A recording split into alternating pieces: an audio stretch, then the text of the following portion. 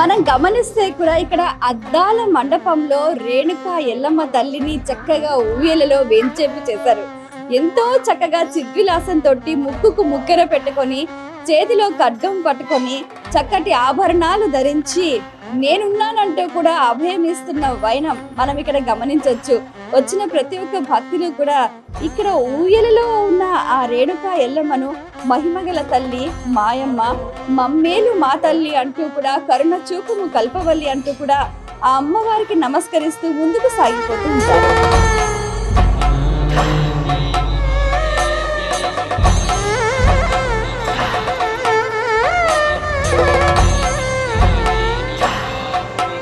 సర్వమంగళమాంగళ్యే శివే సర్వణాధికారణ్యేదాప్రీజన్మాసక్తేం గోత్రం మెరిపన్ భారతదేశ గోత్రపోస్యాం దామోదరం దిశ్యాం శృతినం దిశ్యాం సహ కుటుంబానాం స్వాంధ్వరాం హింసే విమాదగాం మోక్షాం శ్రీ మహాకాళీ మహాసుదే రేణుకా యల్లమ్మ అమ్మవారికి దాసి అలంకార ప్రీత్యర్థాస్తే వస్త్రం సమర్పయామి ఉపవాసం సమర్పయామి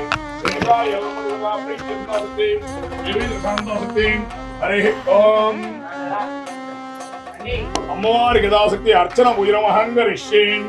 ఓం ప్రకృతే నమః, ఓం వికృతే నమః, ఓం విద్యాయ నమః, ఓం సర్వమృతాయ నమః, ఓం శుద్ధాయ నమః, ఓం విభూతిన్యే నమః, ఓం సురభ్యే నమః, ఓం ప్రమాత్మయే నమః, ఓం వాచవ్యే నమః, ఓం పద్మనాభాయ నమః, ఓం శుచే నమః, ఓం స్వాహాయ నమః, ఓం సుధాయ నమః, ఓం సుధాయ నమః, ఓం ధన్యాయ నమః, ఓం హిరణ్మయే నమః, ఓం లక్ష్మీ నమః, ఓం నిత్యపుష్టిన్యే నమః, భావర్తిన్యే నమః, ఆదిత్యే నమః, దీంచే నమః, దీప్తాయ నమః, వసుదాయ నమః, వసుదారిణ్యే నమః, కమలాయ నమః, కాంతాయ నమః, కామాక్షి నమః, ప్రోసంభవాయ నమః, అనగృదే నమః, ఉదయ నమః, అనగాయ నమః, హరివల్లభాయ నమః, శోభాయ నమః, అమృతాయ నమః, దీప్తాయ నమః, లోక శోక వినాశిన్యే నమః, సర్వజ్ఞాయ నమః, కరుణాయ నమః, లోకమాతృన్యే నమః, పద్మప్రియాయ నమః, పద్మహస్తే నమః, పద్మాక్షిణ్యే నమః, పద్మసుందర్యే నమః, పద్మోద్భవాయ నమః,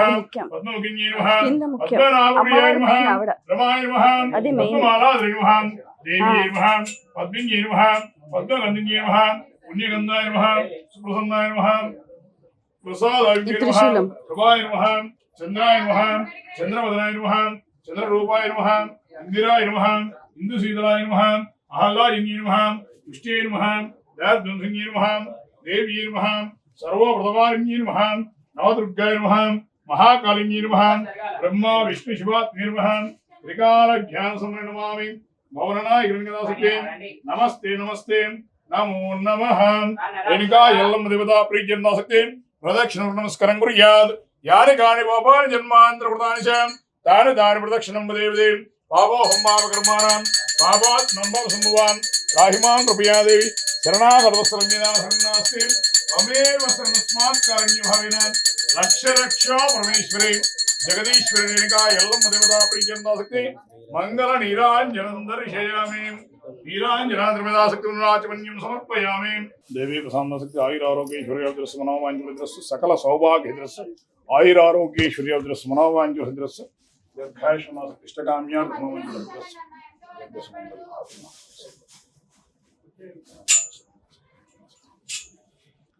సుధమానమో దేవీ ప్రసన్నశక్తి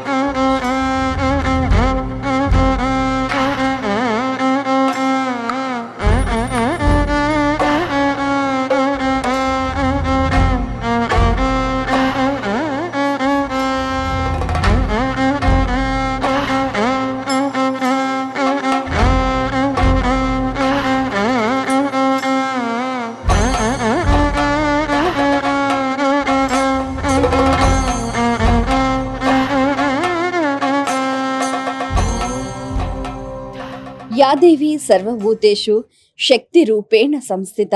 నమస్తస్యే నమస్తస్యే నమస్తస్యే నమో నమః. హైదరాబాద్లో బల్కంపేట్లో స్వయంభూగా వెలసిన జలదుర్గాదేవి రేణుకా ఎల్లమ్మ దేవస్థానంలో ఉన్నాం మనం. అసలు అమ్మవారు ఇక్కడ ఆవిర్భవించడానికి గల కారణం ఏంటి, అమ్మవారి వైభవ ప్రాభవాలు, అలాగే అమ్మవారి మహత్యం గురించి వివరాలు తెలియచేయటానికి ఈ ఆలయం ప్రధాన అర్చకులు అనిల్ గారు మనతో పాటు ఉన్నారు. వారితో మాట్లాడి మరిన్ని విషయాలు వారి మాటలో తెలుసుకుందాం. నమస్కారం అండి. ఇక్కడ బల్కంపేటలో కొలువై ఉన్న ఎల్లమ్మ తల్లి వైభవం మీ మాటల్లో. మహావిద్య మహామాయాం సర్వశక్తి స్వరూపిణి భక్తానాం ఇష్టదాత్రించ రేణుకాంబహం భజే. అమ్మవారు ఇక్కడ పూర్వం 700 సంవత్సరాల క్రితం ఇక్కడ పూర్వం బావి ఉండేది. పొలాల్లో చేస్తుంటే అక్కడ బావిలో అమ్మవారు వెలిసిందన్నమాట. ఈ అమ్మవారు బావిలో వెలిసింది. అక్కడ తోతూ ఉంటే అమ్మవారు ఆపేసి అక్కడ నుంచి పూజలు మొదలు పెట్టడం ఇట్లాంటివన్నీ స్టార్ట్ చేశారు. అక్కడ అమ్మవారు ఇంకా వేరే పనులు జరగకుండా అక్కడ ఆపేసి అక్కడ నుంచే పూజలు అవన్నీ మొదలు పెట్టేసి అమ్మవారు నైవేద్యాలు పెట్టడం ఇట్లాంటిదని ఎప్పుడు నీళ్ళు వస్తుంది. 24 గంటలు అక్కడ అమ్మవారి శిరస్సు దగ్గర నుంచి జలం వస్తూ ఉంటుంది. ఆ జలంతో స్నానం చేస్తే ఎట్లాంటి చర్మవ్యాధులున్నా ఏమున్నా తగ్గుతాయని భక్తుల యొక్క నమ్మకం. అమ్మ తీసుకెళ్లి స్నానాలు అవన్నీ చేస్తూ ఉంటారు. సో మనం గమనిస్తే కూడా ఇక్కడ రేణుకాదేవిని దర్శిస్తే చాలు, అసలు అష్టాదశ శక్తి పీఠాలలో అమ్మవారిని దర్శించినంత ఫలితం అంటారు. నిజమేనంటారా? నిజమేనమ్మా. ఇక్కడ అమ్మవారు అనుకున్నదల్లా కోరికలన్నీ తీర్చేస్తుంది.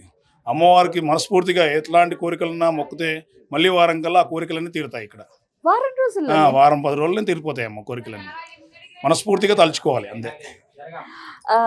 నేను చాలా రోజుల నుంచి చూస్తున్నాను ఇక్కడ అమ్మవారు ఎంత బాగుంటారంటే ప్రతిరోజు కూడా ఒక వైవిధ్యభరితమైన అలంకరణ చేస్తూ ఉంటారు. ఒకరోజు పువ్వులు, ఒకరోజు పళ్ళు, ఒకరోజు కాయిన్స్, ఒకరోజు కరెన్సీ, ఇలా రకరకాలుగా వైవిధ్యభరితంగా ఇక్కడ అలంకరణ చేస్తూ ఉంటారు. అందులోని ఆంతర్యం అమ్మవారికి రోజు నిత్యం అమ్మ ఈ రోజు చేసిన అలంకారం రేపు ఉండదు. ఒకరోజు గాజులు, ఒకరోజు డబ్బులు, ఒకరోజు పసుపు కుంకుమ, ఒకరోజు పసుపు కొమ్మలతో చేస్తాం, ఇంకో రోజు పువ్వులు, రకరకాల వివిధ రకాల పువ్వులతో చేస్తాం. ఈ రోజు చేసిన అలంకారం మళ్ళీ మరుసటి రోజు ఉంటుంది. ఇక్కడ అమ్మవారికి అలంకారం ప్రత్యేకంగా చేస్తూనే ఉంటాం అమ్మ. ఇక్కడ మేము రోజు గమనిస్తూ ఉన్నాము. అయితే ఇక్కడ అమ్మవారికి నిమ్మకాయల దండ సమర్పించడం కానీ, ఇట్లా గవ్వల దండ సమర్పించడం కానీ అలా చేస్తే ఎటువంటి ఫలితాలు ఉంటాయంటారు? ఆరోగ్యం బాగలేకపోయినా ఎట్లాంటి సమస్యలను కూడా నిమ్మకాయ దండ కానీ గవ్వల దండ కానీ సమర్పిస్తూ ఉంటారు అమ్మ అమ్మవారికి.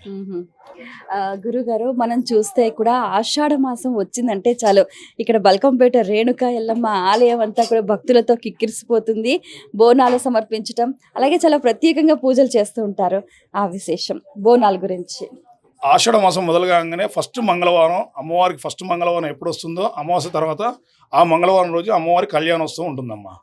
సోమవారం వచ్చేసి మనకి పొద్దున ఉదయం పెళ్లి కూతురు చేస్తాం. సాయంత్రం 4 గంటలకు వచ్చేసి అమ్మవారి ఎదుర్కోళ్ళు ఉంటాయి. 4 గంటలకు అలంకారం చేసుకుని 5:30కి అమ్మవారి ఎదుర్కోళ్ళు ఇక్కడ వెంకటేశ్వర స్వామి టెంపుల్ ఉంది ఒకటి, అక్కడ తీసుకెళ్లి ఆ ఎదుర్కోళ్ళు అక్కడ బట్టలు పెట్టించుకొని ఎదుర్కోలు తీసుకొని వస్తాం. మరుసటి రోజు పొద్దున ఉదయం 3:30కి అభిషేకం చేసి దాని తర్వాత కళ్యాణం ఏర్పాట్లు చేస్తాం. కళ్యాణమూర్తిని ఊరేగింపుగా మండపం మీద తీసుకెళ్లి అక్కడ 10 గంటలకు కళ్యాణోత్సవం ప్రారంభం అవుతుంది. సాధారణంగా ఎక్కడైనా కళ్యాణం ఒక రోజు చేస్తారు, లేకపోతే 1-2 గంటలలో చేస్తారు. కానీ ఇక్కడ కళ్యాణోత్సవం 3 రోజుల పాటు చాలా వైభవంగా చేస్తారు. అంటే 3 రోజుల కార్యక్రమాలు ఏమేమి చేస్తూ ఉంటారు? ఫస్ట్ రోజు సోమవారం వచ్చేసి ఉదయాన్నే పెళ్లి కూతురు చేస్తారమ్మా. పెళ్లి కూతురు చేసిన తర్వాత మళ్ళీ సాయంత్రం వచ్చేసి 4 గంటలకి మండపారాధన, ఋత్వీకరణ, కంకణాధారణ ఇవన్నీ చేస్తుంటారు. ఇవన్నీ అయిన తర్వాత సాయంత్రం అమ్మవారికి ఎదుర్కోళ్ళు ఉంటాయి.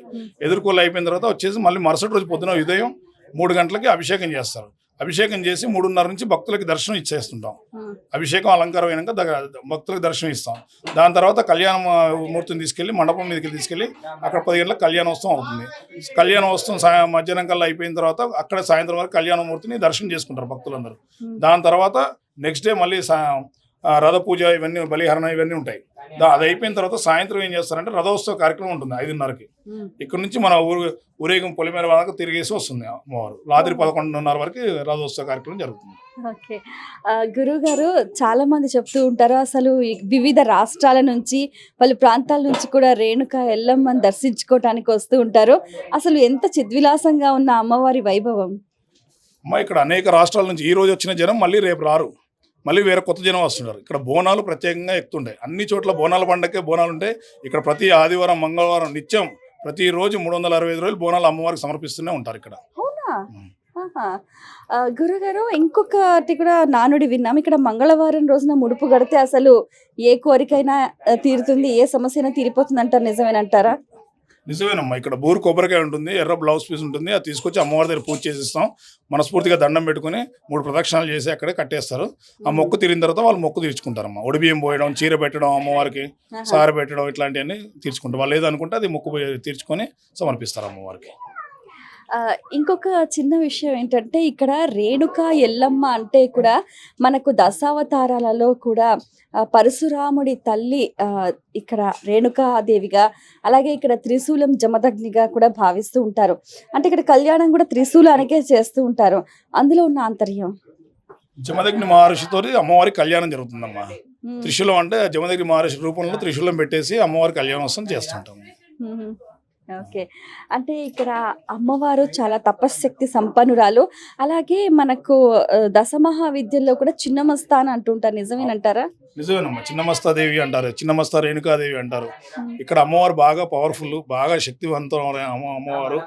ఎట్లాంటి కోరికలున్నా భక్తులకు అన్ని తీర్చే అమ్మవారు. వాళ్ళ ఇంట్లో సుఖశాంతుల్ని మంచిగా చల్లగా చూస్తుంది అమ్మవారు. ఓకే. సంవత్సర కాలంలో కూడా ఇంకా ఎటువంటి ఉత్సవాలు నిర్వహిస్తూ ఉంటారు రేణుకా అమ్మవారికి? ఇక్కడ ఆషాఢ మాసంలో పెద్దగా అమ్మవారి కళ్యాణోత్సవం జరుగుతుంది. దాని తర్వాత 3వ మంగళవారం శాకాంబరి అలంకారం ఉంటుంది. మొత్తం అన్ని కూరగాయలతో, మొత్తం ఆ రోజు మొత్తం కూరగాయలతో మొత్తం అలంకారం ఉంటుంది, అన్ని రకాల కూరగాయలతో. తర్వాత దసరా నవరాత్రులతో బాగా చేస్తారు అమ్మ. 9 రోజులు దసరా నవరాత్రులు కూడా బాగా అంగరంగ వైభవంగా చేస్తారు. చాలా సంతోషం అండి. మీ అమూల్యమైన సమయాన్ని కేటాయించి ఎన్నో విషయాలు వివరంగా మాకు తెలియజేశారు. ధన్యవాదాలు.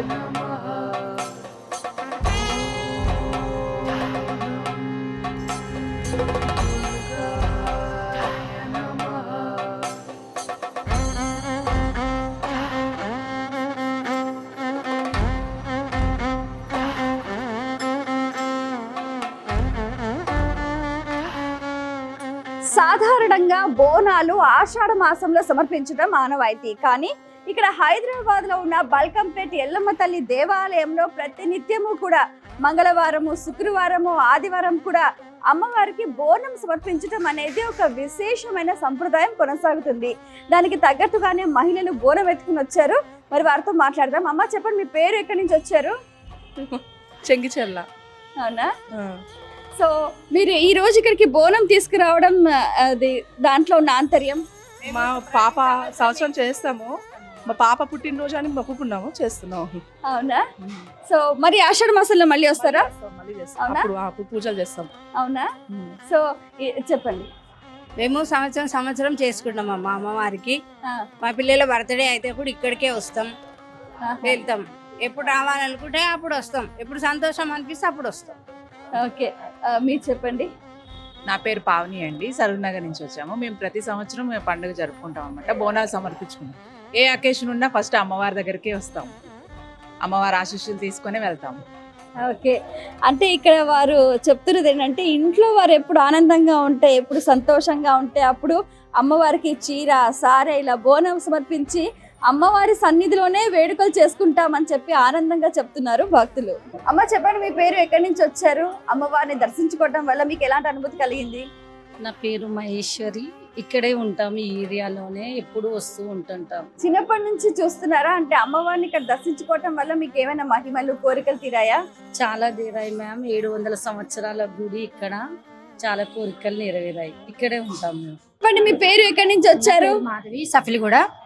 నేను ప్రతి సంవత్సరం ఇక్కడికి వచ్చి పటం దొక్కుతాను కళ్యాణం రోజు. ఇప్పుడు నేను దొక్కసారి నాకు వచ్చేటప్పటికి ఇప్పటికి 20 సంవత్సరాలు అవుతుంది. మా పాప 1 year నుంచి వస్తుంది. ప్రతి సంవత్సరం వచ్చి కంపల్సరీ పటం దొక్కేసి వెళ్తా. కానీ దర్శనం దొరకదు కాబట్టి ఇప్పుడు వచ్చి నేను దర్శనం చేసుకుంటున్నా. ప్రతి సంవత్సరం నాకు ఎప్పుడైతే నేను పటం దొక్కడానికి వస్తానో అప్పుడు నాకు దర్శనం దొరకదు. అందుకే వాళ్ళు వచ్చి దర్శనం చేసుకొని వెళ్తున్నా. ప్రతి సంవత్సరం పటం దొక్తా, కానీ ఏంటంటే కొంచెం అక్కడ పటం కాడ మాత్రం కొంచెం ఇబ్బంది ఉంది. అంతమించి అంత బాగానే ఉంది. మళ్ళీ పండుగ ఆమె కళ్యాణం అయినాక కూడా మళ్ళీ వచ్చి బోనం చేసేసి వెళ్తాను. అంత బాగానే ఉంది, కానీ ఇంకా పటం కాడ ఒకటి ఇబ్బంది ఉంది పబ్లిక్ అంతే. కానీ అంత అయితే బాగుంది. మా కుల దేవత ఆమెనే. నాకు ఇంట్లో వెళ్ళముంది. ప్రతి సంవత్సరం వచ్చి పటం దొక్కేసి వెళ్తాను. ఈసారి కూడా వచ్చి తొక్కాలని అనుకుంటున్నా. అందుకే తన మీద భారం వేసి వెళ్తున్నా. అంటే ఆరోగ్యం బాగాలేదు, ఇప్పుడు పర్వాలేదు. ఈ తల్లికి అదే దండం పెట్టుకోబోతుంది. నేను మళ్ళీ ఈసారి కూడా నేను పటం దొక్కేసి వెళ్ళాలనుకుంటున్నా. వెళ్తా కంపల్సరీ. ఎప్పుడు వస్తుంటాము అమ్మవారితానికి. మాకు చాలా ఇష్టము ఎల్లమ్మ తల్లి అంటే. ఇంకా మనం ఏమైనా మొక్కుంటే అవుతుంది కదా, ఇంకా ఆమెనే కదా మన అందరికీ ఆ తల్లి, ఆ ఏగన్ల తల్లి. ఆమె కంటే మనకి ఎవరు లేరు.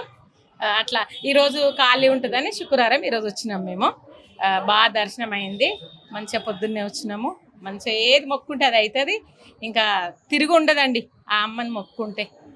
చాలా మంచిగా అనిపిస్తుంది, సంతోషం అనిపిస్తుంది. ఎంత రాత్రి లేచి ఎన్ని పనులు చేసినా కూడా అసలు అలసట అనేదే రాదు. ఇక్కడ వస్తాం కదా బాగుంటది, మంచిగా అనిపిస్తుంది. ఆ తల్లి దానికి రావాలి, ఆమె లగ్గం ఎప్పుడు వస్తుందా, కళ్యాణం ఎప్పుడు వస్తుందా మేమైతే ఎదురు చూస్తుంటాం, వచ్చి చూడాలి, బాగుంటది కదా. అట్లా. చెప్పండి, మీ పేరు ఎక్కడి నుంచి వచ్చారు? శంకర్ బోయగూడ నుంచి వచ్చిన నాకు ఎల్లమ్మ దుర్గమ్మ తల్లి వస్తుంది నాకు. కానీ ప్రతి ఏడాది నా పుట్టినరోజుకి ఇక్కడ వచ్చి అమ్మవారి దర్శనం చేసుకుంటాను. చాలా సత్యంగల తల్లి, అనుకున్న పనులు అనుకున్నట్టు చేస్తుంది, నెరవేరుస్తుంది. చాలా చాలా మహిమగల తల్లి ఆమె. చిన్నప్పటి నుండి నేను వచ్చి దర్శనం చేసుకొని వెళ్తుంటాను అమ్మవారిని. చాలా నాకు అన్ని విధాలుగా ఆధారంగా ఉంటుంది. నాకు వచ్చేది కూడా దుర్గమ్మ ఎల్లమ్మ ఇద్దరు కలిసి వస్తారు నాకు.